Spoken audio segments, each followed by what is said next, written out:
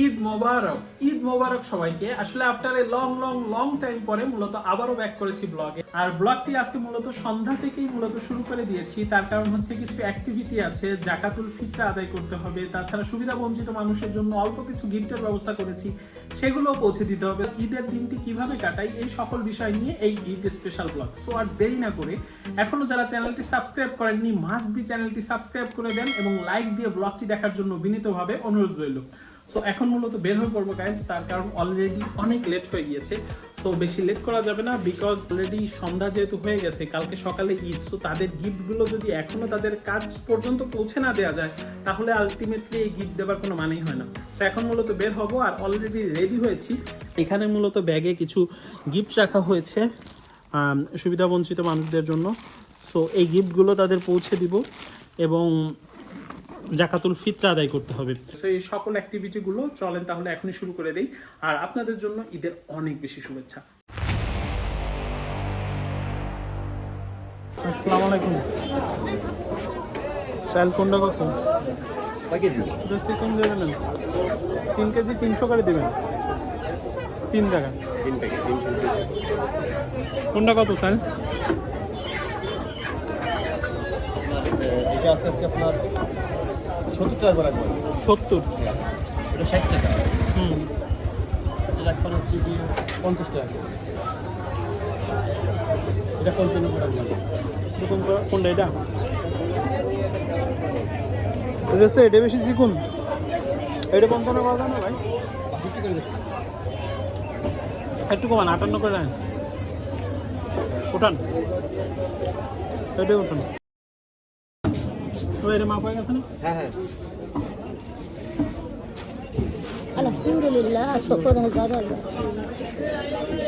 আলহামদুলিল্লাহ, দোকানে সাদাকাতুল ফিতরা মাপতে মাপতে দুইজনকে দিয়ে দেই, আর ক্যামেরার ফ্রেমে এই সাদা পাঞ্জাবি পরা মানুষটাকেও মূলত দেই। ইনি অন্ধ। সো আমার ফেতরাটা ডান হয়ে যায় এবং ঈদ গিফটের জন্য কয়েকজন রিক্সাওয়ালা আঙ্কেলকে এবং এই দুইজন মহিলা আন্টি সহ এই বৃদ্ধ মানুষটাকেও দেওয়ার চেষ্টা করি। এমন আরও কিছু মানুষকে দিয়ে আমি মূলত বাসায় ব্যাক করি। সো গাইস, মূলত বাসায় চলে এসেছি আর ঈদের গিফট এবং সাদাকাতুল ফিতর দেওয়ার চেষ্টা করেছি সম্পূর্ণভাবে। এখন বাদবাকি আল্লাহ কবুল করলেই হয়। আমার যতটুকু সামর্থ্য ছিল ততটুকু দিয়েই আমি চেষ্টা করেছি একটু হলেও ঈদের খুশিটা ভাগাভাগি করে নেবার জন্য।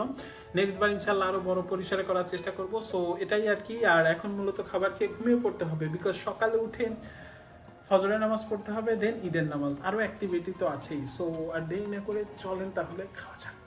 খাবার টেবিলে এসে দেখি বিফ খিচুড়ি, যেটি আমার অল টাইম ফেভারিট, সেটি আমার জন্য অপেক্ষা করছে। আর এটা হচ্ছে আমার ঈদ ও খাবার অভিযান মূলত শুরু হলো এর মধ্যে থেকে। সো আর দেরি না করে খাবারটি খাই এবং খাবার খেয়ে ঘুমিয়ে পড়ি।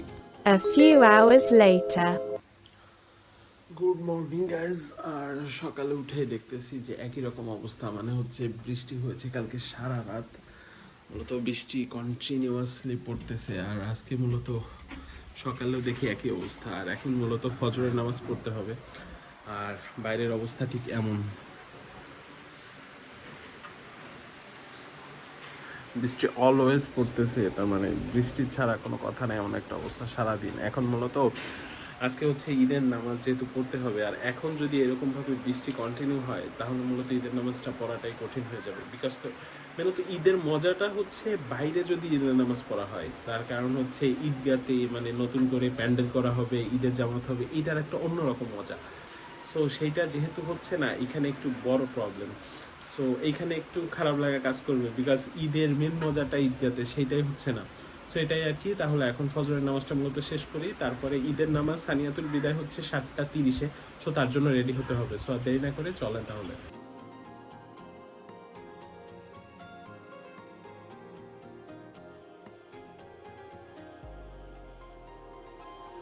এই হচ্ছে গেছে আমার ঈদের পাঞ্জাবি, যেটা হচ্ছে প্রয়োজন থেকে নেওয়া, আর এই হচ্ছে পায়জামা। সো এটাই আর কি। এখন মূলত পরে রেডি হয়ে যেতে হবে, অলরেডি আর সময় নেই, তার কারণ সানিয়াতুল বিদায় 7:30টায়। সো এই জন্যই মূলত তাড়াহুড়া করা। সো রেডি হয়ে আবার কথা হচ্ছে। তো গাইজ, মূলত অলরেডি ডান, রেডি হয়েছি, আর এখন মূলত বের হয়ে পড়বো, তার কারণ সময় নেই আর বাইরে বৃষ্টি হচ্ছে। সো এই জন্য মূলত ঈদের দিনেও ছাতা ইউজ করতে হচ্ছে অনেকটা অবস্থা, মানে বৃষ্টিটা না হলে ঈদটা আরও ভালোভাবে উদযাপন করা যেত এমন একটা অবস্থা। সো দেখা যাক মূলত কেমন কী দেখে হয়। আর বিষয়টা হচ্ছে যে সাদা পাঞ্জাবি পরেছি, পায়জামা পরেছি, আর সাদা পায়জামা আর বৃষ্টি। সো আলটিমেটলি কাদা যদিও শহর অঞ্চলে নাই, বাট তবুও বৃষ্টি যেহেতু পড়ছে ছিটা টিটা তো লাগবে, এমন একটা আর বাইক নিয়ে যাওয়া যাচ্ছে না, সো বাইক ছাড়াই মূলত যাব।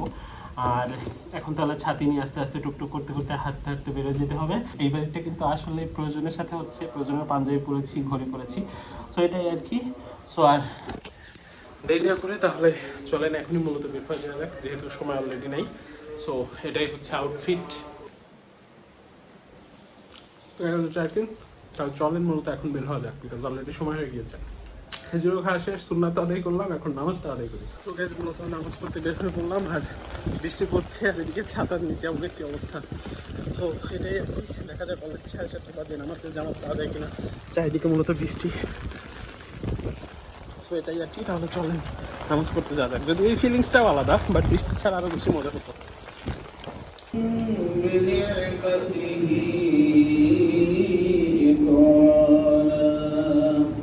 আলহামদুলিল্লাহ ঈদের নামাজটি শেষ করলাম। আর মহান রব্বুল আলমিনের কাছে অনেক শুকর, তার কারণ 30টা রোজা রাখার পরে ঈদের নামাজটিও পড়ার মতো তৌফিক দিয়েছে। সো ভালোভাবে নামাজটি শেষ করলাম, তারপরে সকলের সাথে কৌশল বিনিময় করলাম। করতে করতে হঠাৎ করে দেখি মিরাজ, মানে আমার ভাগ্নেও কত বড় হয়ে গেছে দেখতে দেখতে। সো ওর সাথেও কথা বললাম, আড্ডা টাড্ডা দিলাম, দেওয়ার পরে মূলত বাসার দিকে ব্যাক করি। আর ওয়েদারটা আসলে ভালো ছিল, এখন যদিও বৃষ্টিটা আগের থেকে কম। সো ও একটু ফান টান করলো। এখন আমরা যাচ্ছি মামির বাসায়। সো গাইস মূলত নামাজ শেষ করে বাসায় চলে আসলাম। আর নামাজ পড়তে যে আসলে অনেক ভালো লাগা কাজ করে, তার কারণ ছোটকালের অনেক পরিচিত মানুষ, অনেক ফ্রেন্ডস, অনেক বড় ভাই, সবার সাথে মূলত দেখা হয় ঈদের দিনটায়। সো সেই জন্য আসলে ভালো লাগা অন্যরকম, যদিও তার কোনো কিছুই আমি মূলত ক্যাপচার করতে পারি নাই বা করতে চাই না এমন একটা বিষয়। তার কারণ হচ্ছে কিছু জিনিস থাক আত্মিক, বিষয়টা এরকম।